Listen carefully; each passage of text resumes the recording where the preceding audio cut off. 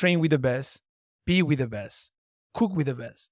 It's the only way, once you have gained all of this in your career, then you can actually choose where to go, keep at the Michelin star level, or just simply cook nice food. Being a Michelin chef doesn't mean good or bad. I think, there are many routes to this industry.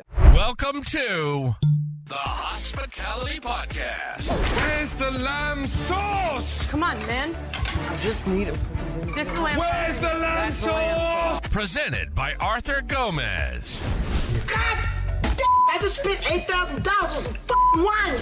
And Quentin Wind. What are you? An idiot sandwich. So pour yourself a glass because we're diving into the world of restaurants, kitchen and bar. The Hospitality Podcast. Welcome everybody to Breaking the Cork. Today a new episode with a special guest. We have with us a famous head chef. Quentin, maybe you want to introduce our guest? Yes, absolutely. He is the head chef of a famous 2 Michelin star restaurant opened by Dame de Pic, and he's got bag of experience. He's going to tell everything about it and his journey from Peru to London, going through a cruise ship and also losing his passport. His name is Evens Lopez. First of all, thank you, Arthur. Thank you, Quentin, for inviting. Pleasure to meet you all. Yeah. As we'll start, if you want to introduce yourself, also your position, how long you've been working with Dame de Pic, and also a bit about your past as well. Yeah, tell us a bit more about yourself. So my name is Evens, originally from Peruvian. Also, right now head chef of Dame de Pic in London, 2 Michelin star, and it's been an amazing time, 2 years. For me, what intrigued me the most when I learned that you were from Peru is how did you adapt from Peruvian food to, I guess, French food? How did it must be so hard to just change. It's like learning a new language. It's like learning a completely new kitchen. I studied culinary at university in Lima, Peru, back in the time, 2009, 10. Yeah, 9 or 10. Then I left. I moved to the States. I moved to Florida for an internship. I work at the Hyatt. It's a hotel right there. I had an amazing time, about a year and a half. Then I realized that was not really my vibe over there. So I moved back to Peru. And I decided to know a bit of Europe. So the closest thing to me back in the time was the cruise ship. So I went to Costa Cruise Ship, which is, it's a luxurious... The big one, yeah. Exactly. And of course, very excited. I was very young, was 19 years old. So, wow. So it was your one of the first experience. Exactly. Just after Florida, yeah. Okay. And then I just found these massive banqueting kitchens, a lot of chaos, many, many chefs. Like, I will never... You cannot count how many chefs are in this kitchen. Okay. So then I spent about 2 years there. So before you move to the next one, actually, can you tell me how was your day on the cruise ship? Can you explain a little bit about? Right. First of all, you work 7 out of 7. So it's like, exactly. No days off. Days off. No. For how long? I was there. So you do contracts about 8 months, 7 months, 8 months. Exactly. It's very rough. You're young, so you have a lot of energy, right? So you really don't care about days off and all of this. Yeah. So you spend a good time over there. Then soon realized that it's not really what I wanted because it was just really massive production. Like you were cooking for 3,000 guests, 5,000 guests, depending. So it's a big quantity. So I tried to really get out of there and probably see a bit more. So then I wanted to learn about Italian cuisine. So I took a flight to Milan. And actually landed in Milan in 2014, if I'm not wrong. And worked for this big chef. Well, he has a bistro back in the time called Pisacco. And it was a chill Italian cuisine. The head chef was Fabio Gambirazzi. Fine dining a bit? Actually, because he used to be the sous chef of Andrea Berton, 2 Michelin stars in Milan. So worked there for a few. I learned the basic, learned Italian as well. Nice. So had no choice. Then after that, I stayed in Milan for another year and a half. And I moved to Trussar della Scala, which was a 1 Michelin star back in the time. The head chef was Roberto Conti, big personality as well as a chef, very young, amazing team. So I stayed there for a few as well. And then it was 2 years and a half, almost 3 that I was already in Italy. So I was like, okay, it's time for me to move. So I took the first train, moved to Paris with no job, just contact a friend. The friend was waiting for me at the train station, just to get there. And then somehow I started looking for jobs. The funny thing is that it was very hard to find a job in Paris back in the time. Because of the language? Because of the language. Okay. Exactly. Because I was sending CVs through email just in English. And then I tried to just apply for, of course, I was looking for a Michelin experience after Milan, but I had no answers, like zero answers. Really? No even one email back saying, oh, come for a try. Nothing. So I had no other choice to say, okay, I'm going to go in person. So one of the restaurants that I went, and actually big idol for me back in the day was Yannick Alléno, Le Doyen. They just got a thirst. And so I went, and I remember I just went to the main door and then just say to was a girl in the desk, the front desk, and just, can you please drop this to the chef? And when I look to my left, Yannick Alléno was just right there. Oh, really? He was just right there next to me. And I, of course, in English, it's a pleasure to meet you. I was a young boy, no experience. I said, look, if you're looking for a chef, please give me a shout. He immediately put me in contact with Sandrine, which was the HR. In Alléno. And she said, you want to come for a trial tomorrow? And I'm like, of course. And then came for a trial. I remember my first day of trial, I was just picking rocket and I just helping to clean some ducks on the kitchen on the bottom floor. So it was more like a commie job? Or? Yeah, exactly. And then I didn't understand anything what they were saying to me in French. Okay. Like anything. I was just helping and trying to be very useful because you don't know what's going on. Yeah. So yeah, after I realized, I remember, okay, if you want, you start tomorrow. Didn't know how much salary I was going to earn. Was just down for it. Take the job and see where it takes you. I feel like that's the thing with chef is, oh, okay, you want to go. Okay, you do the trial. They say yes, but they don't give you like much information. Like a normal job, they give you salary, they give you number of holidays. Yeah, it's just come back tomorrow and maybe you're going to get paid. It's just, I don't know. Yeah, it's funny because hospitality in general, I think is a bit like that. So Yeah. I can't recount how many jobs where I just, I accepted it without knowing how much I was going to get paid, really. Yeah, the contractor. Especially like back in the days, you were scared to ask, whereas now... I think the industry has changed massively, right? Yeah. Because we're talking about 2015. It's really different. So yeah, I really didn't exactly knew how I work, how many holidays do I have, or how many hours I'm going to work. Nothing. For me, honestly, it was already a big achievement to be there and be part of the team. And I remember Chef Yannick Alléno, he approached me and he was very direct. You have to learn French. If you want to succeed in the kitchen, you have to learn French. There is no other way. Because he speaks actually good English. And he was very kind to explain. So yeah, that's how everything started. And actually, I'm not going to lie. I think Yannick Alléno, Pavillon Le Doyen back in that time is one of the experiences that really shaped as the person I am right now. Yeah. Really tough kitchen. Okay. I cannot give my detail otherwise. I'm allowed to now. Yeah. No, but it was a really big experience for me. Actually, if I realize right now, and after 2 years that I was there, I was actually midsection. Okay. And I ended up as a chef de partie. Yeah. So he did take care of you. Yeah, big time. For me, Yannick Alléno is one of my biggest mentors. Okay. I started. You just mentioned that he had a very tough kitchen. Does your kitchen today reflect a little bit of... Very different. Okay. I wouldn't actually compare. Okay. But of course, the base chef, always they are there. Yeah.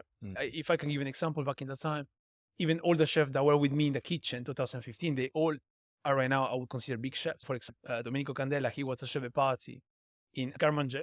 Okay. He has a 2 Michelin star restaurant in Napoli, in Italy. Andrea Moscardino was the chef de partie in fish section. He has right now 1 star. He works under Mauro Colagreco in France, in Côte d'Azur. Okay. And then there is other chefs as well. Martino Ruggeri was a sous chef back in the time. Right now, then he became the head chef, and he has a 2 Michelin star in Paris. So as you can see, it was a really strong team, all of us. So a really good teacher. Okay. Yeah. That's crazy. Yeah. And that's what you want from a mentor. Yeah. It's amazing to be able, I think, especially for him, to know that his, let's say, students are doing really well. Yeah. It must be... So what was your job before you left Yannick Alléno? Sous chef or... So while I was there or before that? Just before you left, I don't know. Before I left, I was running Garmanger, starting. Then I quickly evolved and I was in Entremet, which was taking all the garnish. Yeah. And then I ended up in midsection.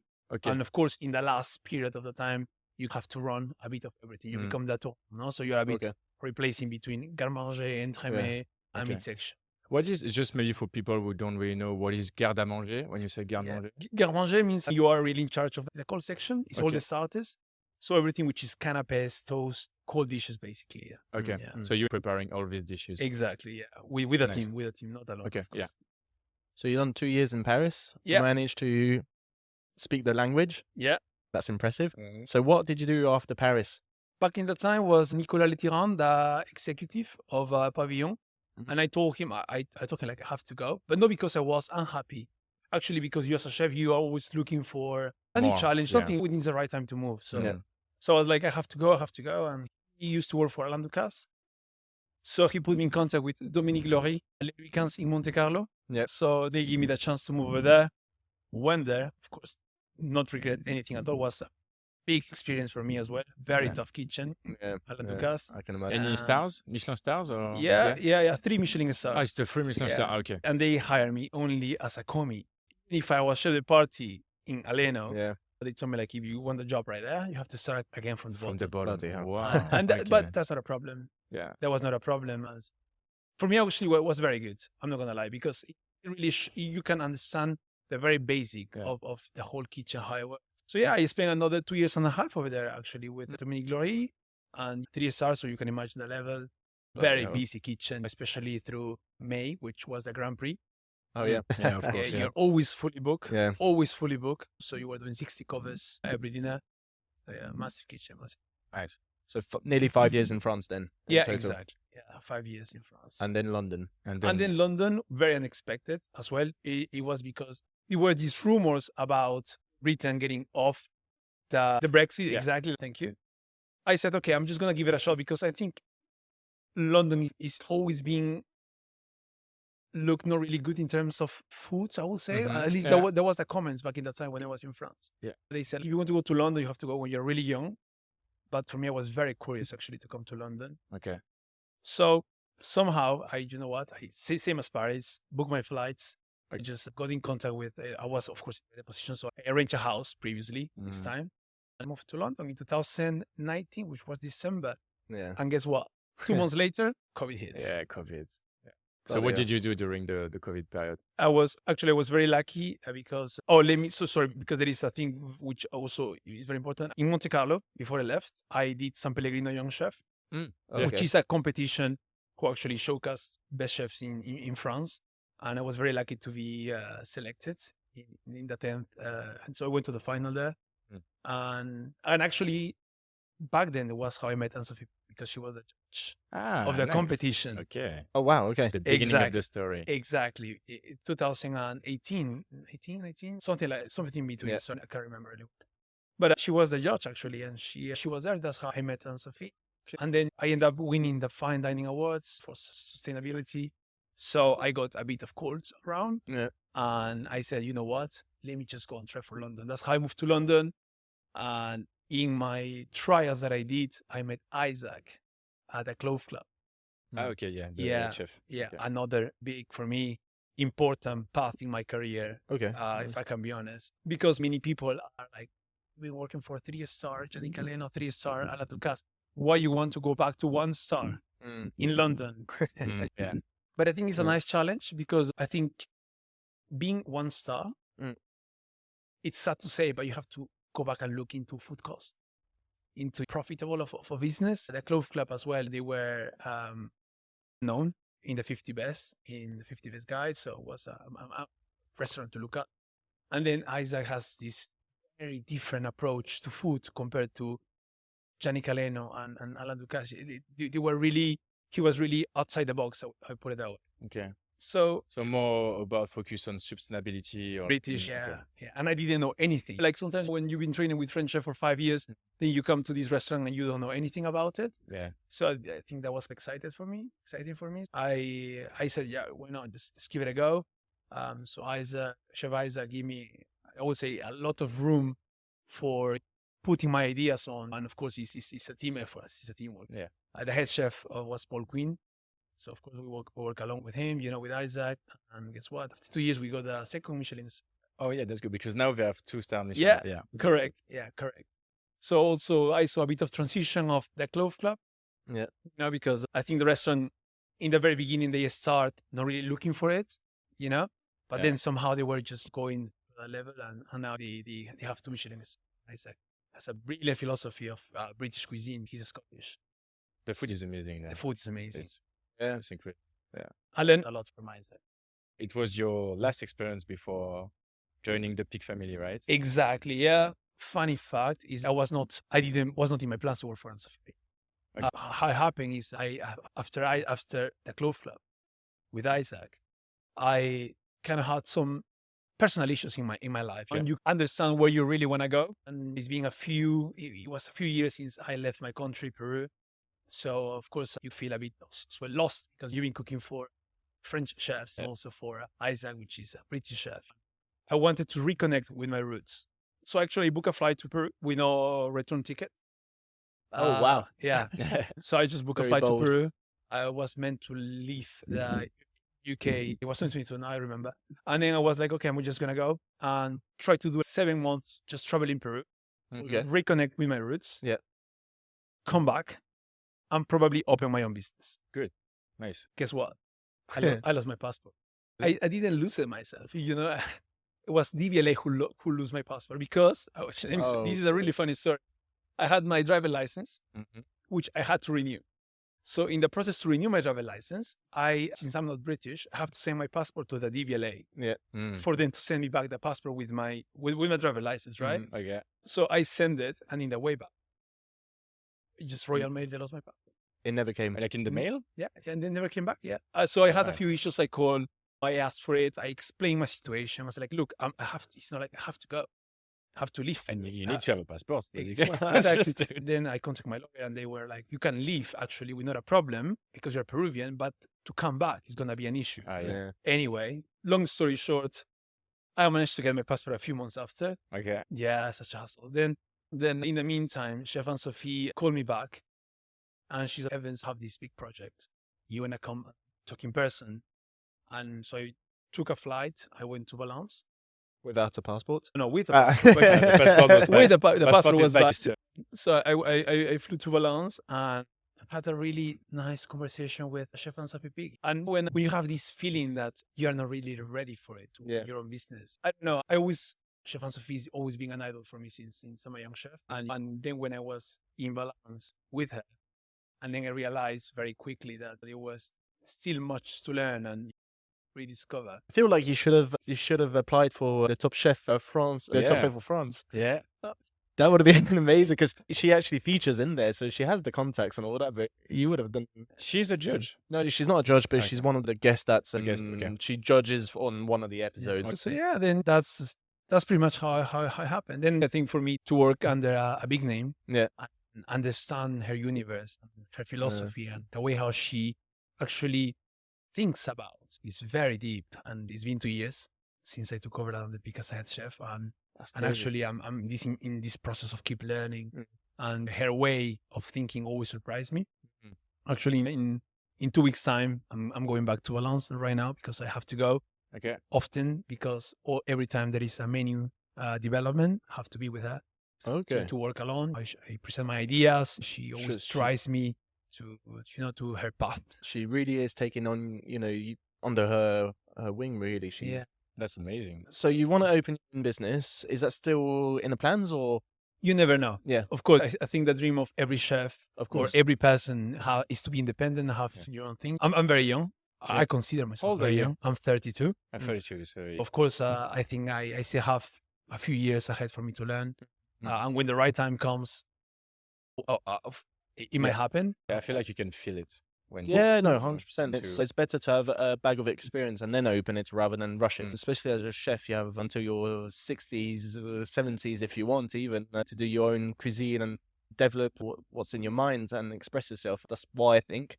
And yeah, especially working in those establishments that have been out there and recognized, so it must be especially at your level, it must be so very satisfying to be at this level, as being confident and having a team and teaching other young people that also you're going to be a bit like Anne Sophie Pic or your previous mentors, you're going to be a mentor as well. I think the team is a really important part of any achievement. Without a team, you do anything. And I have to be very honest, like my team is really strong. Okay. Really strong, especially my 3 sous chefs, Federico, Andrea, and Grigoris. I think they are really the engine of the whole kitchen. And without them, I wouldn't be able to do what I do right now. And I think also all of them, they come from amazing backgrounds, different from each other. And that's the beauty of it. But yeah, I think it's nice also to... I think that the thing that drives me the most is when you see really happy guests in the end of the night. Sometimes when you spend so many hours in the kitchen and people ask you like, how do you do it? It's really this very end of the service when you approach the guests, you talk to them and you ask, what is your favorite dish? And they're like, all over the moon. And of course, because they come there for special celebrations. And that's really what keeps up the energy. And some come from very far just to try your food. Yeah. That's the best part, I guess. So talking about the team, how many people do you have with you in the kitchen? So we are 13 chefs, including myself. 13. So actually, it's one of the smallest kitchen I work compared to Yannick, Alléno and Ducasse Really? Okay. as a team. But I think we are the good amount of people as well, because I think when it becomes like as well as a big team, then you have no more control of it. Right now, if you manage to come to see us, the kitchen is not massive. Yeah. We have 2 kitchens. The service kitchen is not massive. Okay. So actually 13 people seems really crowded as well in a busy Yeah, service. I can imagine. I went to eat actually at Dame de Pic 6 years ago. 6 years ago. Yeah, I've got quite a funny one actually, to a story. When I went there, so I was with my partner. We were preparing to go to Asia to travel, and it was just we were departing 1 week after my birthday. My parents decided to, as a present for my birthday, to take me to La Dame de Pic. Yes. And so we went there, beautiful, the bar is amazing, the restaurant as well. And back then, I think I was 6 months in of being vegetarian with my partner. Okay. And I was like, oh, God, I'm going to La Dame de Pic and I'm vegetarian. This is not going to go down. So I looked at the menu and I couldn't resist. There was the pigeon, so the pigeon. And it took me a good 5 minutes to go, should I cheat? Should I cheat or should I not? I couldn't resist. It's my favorite meat. So did you? Yeah, I cheat. Fair I feel enough. like it's even stronger than cheating on your partner. I don't know, but it's just like, You need to worth the money. yeah. It was my birthday and all that, and I was like, I'm going to Southeast Asia. I'm going to be vegetarian for a few years, and so I went for the pigeon, which was really nice. But yeah, it was just like, oh God. So it was the pigeon was around probably the autumn season. Yeah, it was. Yeah, great. It was really good, and especially the dessert. Obviously, the famous millefeuille, the cube, white cube. You still do it? That one's never gonna leave the menu. Okay. Okay. It's one of these desserts that people really come back and ask for it. Okay. Well, you have tried, so you tell me how good it is. I'm a big sweet tooth, Yeah. and my dad's a pastry chef, There or you an go. ex-pastry chef. Yeah, no, it was really good. I think we all took different dessert, but I think the millefeuille was the favorite. Is it Sylvain, the ex-head chef, who created Yeah. the dessert? Sylvain Gouillon. Yeah. Okay. Nice. Unfortunately, he's not with us anymore, but Yeah. he used to be the executive head chef of the Pic. Oh, so well he done created to this dessert. Yeah. Nice. Yeah. That's good. How it's presented is very just a white cube and Really elegant. yeah, completely. Yeah. The whole service as well was great. The hotel is amazing. It must be a great place to work. And well, maybe next time we'll see the kitchen, how small it is, as you mentioned. You let me know. Okay, I can definitely take you in the Yeah. kitchen. Sure. Yes. Maybe Uh, come with the cameras with the kitchen. Yeah, maybe we can do a podcast in the kitchen like that. And now, just to come back a bit at the beginning, why did you choose to become a chef? Like, what's the main thing happened in your life? Like, oh, I want to become a chef. I think everything has started. I'm not going to lie. It's not like it was my dream to become a chef in the very beginning. I wanted to travel. Okay. I always been a very curious guy. I wanted to know what's out there. So I guess I've been okay in school.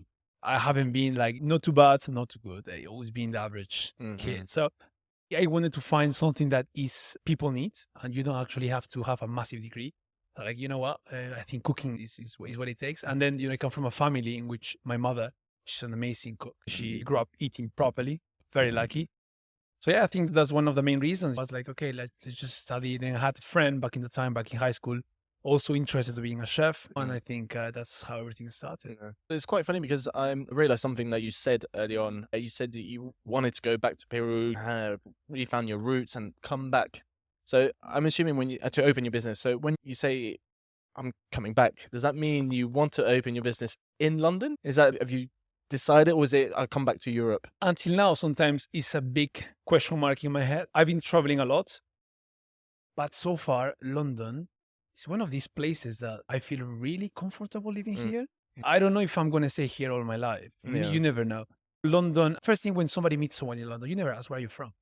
Yeah. Like here, no one cares. Yeah. Right? No one cares. So I think, not saying like Italy is less good than London or France either, or the States. It's just London has this different vibe that I really like. So that's why I wanted to come back to London. Then if it's going to happen here or not, to be honest, I don't know. And so just as a, fun anecdote or something you remember from your time in Sophie Pic, because now it's been quite a while you're there. Any kind of like fun stories you have with the chef and Sophie Pic, or maybe your team, or maybe with the customers who was vegetarian and eat some pigeon? I don't know. Any like fun stories you can have or anecdotes? Fun anecdotes. I think there must be some, but the first one that pops to my head, it actually happened a few days ago. Yeah. Because we have a PDR, a private dining room. Yeah. Okay. Okay. Which we sit up to 12 people. Okay. And of course, we are always very organized in terms of menu wise. We ask for dietaries. We want to make sure that regardless the allergy that you have or intolerance, we always want to be on point. And it was a Thursday, was a Tuesday, and we were prepping, and we opened the restaurant about 6:00, and it was 3:00, so 3 hours to hit the service. And then the guests called, and they were like, "There is 3 vegans." There's what? 3 vegans. Vegans. Vegans. And you know what? We serve vegan food as well, and under request. When you are 3 hours, it's really close to starting the service time. So of course you get a bit upset and frustrated, just because you want to deliver the same quality of food. So actually I called my sous chef and we're like, okay, guys, we have to prep something vegan. And we pull out some dishes from the vegan book because, And yeah, so we were running and we were on point. Guests left really happy. Actually, they're coming back soon. But it's one of the things that you cannot really, how can I say, anticipate. And actually in London happen very often. People with certain dietaries, we always have to be already have something as a backup. Yeah. Unless it's really out of our hands, we're going to be really transparent to the guests that we cannot make it. We're going to offer food anyway. Yeah. And, give a few dishes out. But yeah.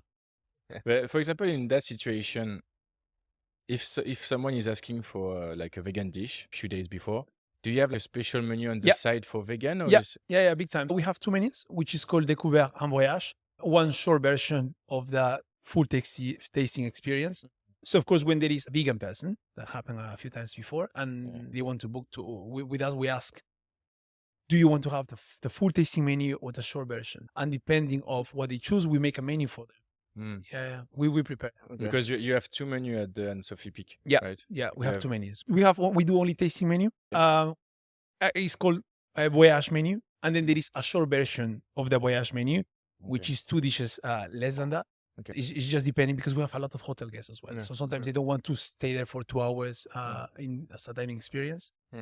So yeah. Yeah, that's great. That's nice. How's Anne-Sophie Pic as a personality? Because I've only seen her on TV. She seemed really sweet and Seems calm. really cool. Yeah. She's very calm, Yeah. but she also has a big personality. If I can describe Chef Anne-Sophie, I would say she's a person that as soon as you start exchanging ideas and knowledge, you can feel like the level that she has. She comes from she's not the first chef in the family. It's 3 generations: Jack, Andre, Chef Anne-Sophie. So the knowledge is massive, and you can feel very quick intimidated by her. But then it's been 2 years since we were together, and always she has this very particular way of exploring and reflecting, and always in French it's called impregnation, which is like taking always one layer up to certain ingredients. So yeah, I think always talking to her is you're just getting more and more knowledge. Yeah. She's working with her husband, right? Yeah, okay. Monsieur David Sinapian. Yeah. Okay. And he's managing the restaurant? It's many restaurants around the globe. Yeah. It's hard for just one person to just manage all of them. Makes sense. Yeah. So they work as a team with the whole group Pic. Yeah. Okay, that's good. I've always wondered, like, how the Christmas dinner as a family must be when you have a family that is 3 chefs, the husband that is also. Imagine going to Christmas, like the Christmas table, fight who's going to cook really, and probably I don't know. I think they don't want to cook for Christmas. If there's one day they don't want to cook for Christmas. You reckon? But if you cook all yeah, but I don't know. Yeah, I mean, Evens, do you cook for Christmas? I've done that in the past, yes, especially when I have my parents around. I think. Do you argue with your mum? Yeah, exactly. Yeah, right. there you go. But when you have family or friends around, I think it's the best time for us to cook. Exactly. I would be lying if I tell you I cook for myself as a 3 Michelin level in my house. No, of course not. Yeah. I'm a very easygoing guy. but we have friends around or family around, is where you as a chef, you want to also show them some love. Yeah. So yeah, Take pleasure to cook to others. of course. Yeah. Okay. Good wine, good Yeah. food. Exactly. That's Good hospitality. Good hospitality. Easy. I just have a last question. Well, it's the basic question we always ask to the chef. What kind of advice will you give like to a young chef who just want to start a career? What kind of advice will you give to?